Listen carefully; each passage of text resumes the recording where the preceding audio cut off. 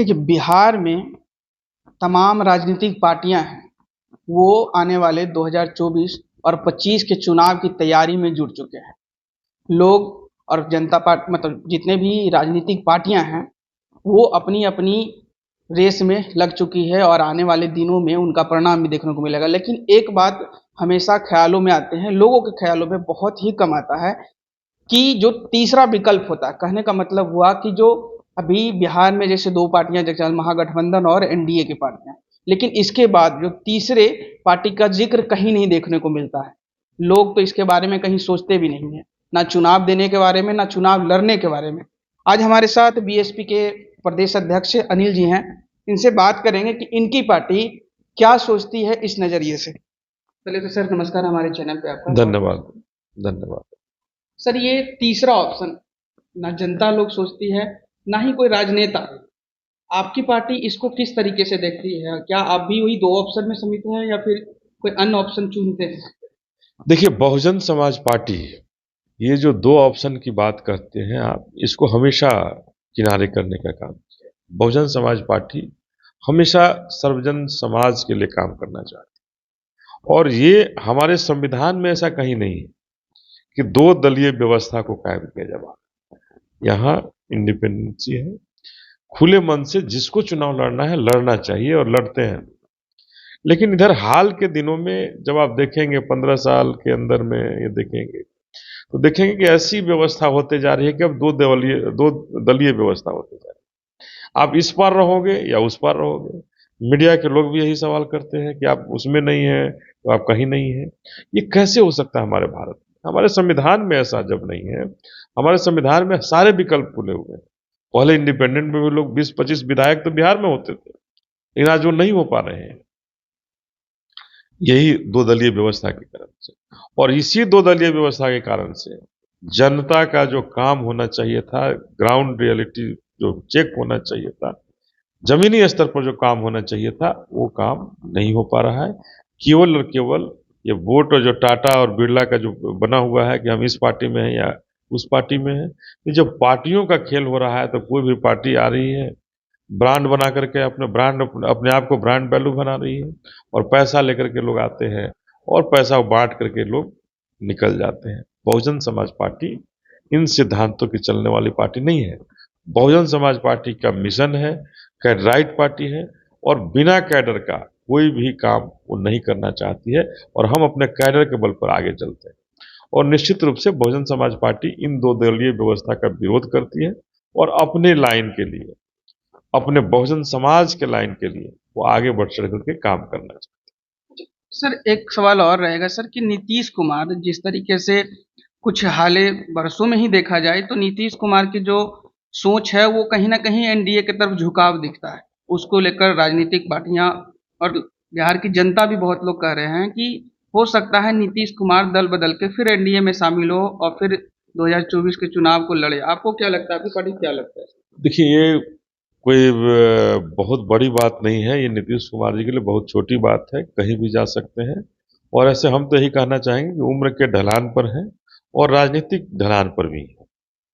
राजनीतिक रूप से जितनी पहले मजबूत रहे यही गठजोड़ करके, आज उस स्थिति में वो नहीं है कि बहुत बड़ी कोई गठजोड़ कर सकते हैं और बहुत बड़ी शक्ति बना सकते हैं। इच्छा थी प्रधानमंत्री बनने का और इसी वजह से वो इधर आए थे। और राजद में जिस तरह से इंडिया गठबंधन में राजद उनको साथ नहीं दिया, निश्चित रूप से उससे नाराज होंगे वो। कि लालू प्रसाद यादव ने भी राहुल गांधी को प्रधानमंत्री बनाने की बात कही, नीतीश कुमार के बारे में चर्चा उन्होंने भी नहीं। तो ऐसी स्थिति में निश्चित रूप से वो अपना विकल्प फिर से भारतीय जनता पार्टी की तरफ तलाश रहे होंगे। इसमें कोई बड़ी बात नहीं है और वो कभी भी वो जा सकते हैं। इसके लिए बिहार के लोगों को भी तैयार रहना होगा कि नीतीश कुमार कभी भारतीय जनता पार्टी के गले फिर लग सकते हैं। अभी जो उन्होंने मोतिहारी की घटना के बारे में जो आप जिक्र कर रहे हैं, तो मोतिहारी में उनका कहना कि हमारे दोस्त हैं, राजद के लोग भी दोस्त हैं, वो भी दोस्त हैं, तो फिर बताएं ना राजनीतिक दुश्मन कौन है वो?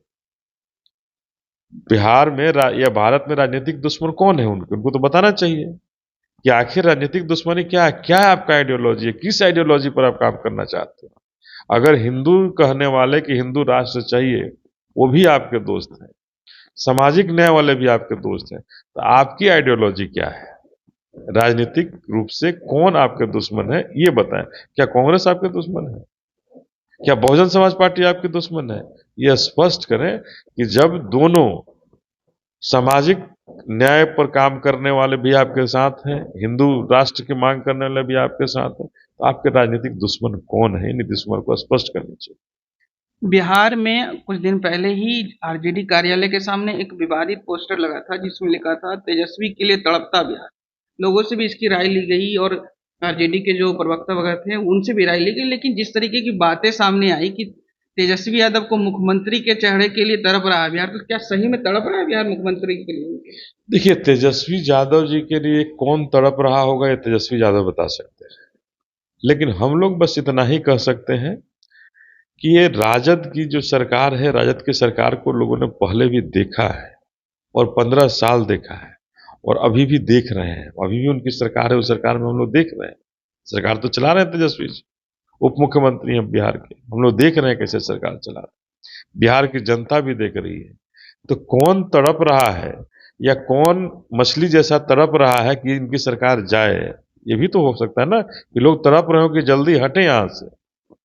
जिस तरह से बिहार में अराजकता की स्थिति कायम की हुई है इन सरकारों ने मिलकर के, इन गठबंधनों ने मिलकर के, ये बहुजन समाज पार्टी इन दोनों को ही, चाहे नीतीश कुमार राजद के साथ रहे हों या भारतीय जनता पार्टी के साथ रहे, दोनों ही शासनकाल में बिहार के लोग सुरक्षित नहीं रहे हैं, बिहार का बहुजन समाज सुरक्षित नहीं रहा है और बिहार के बहुजनों को कभी भी न भारतीय जनता पार्टी के साथ रहने पर न्याय मिला है और न राजद के साथ रहने पर न्याय मिला है।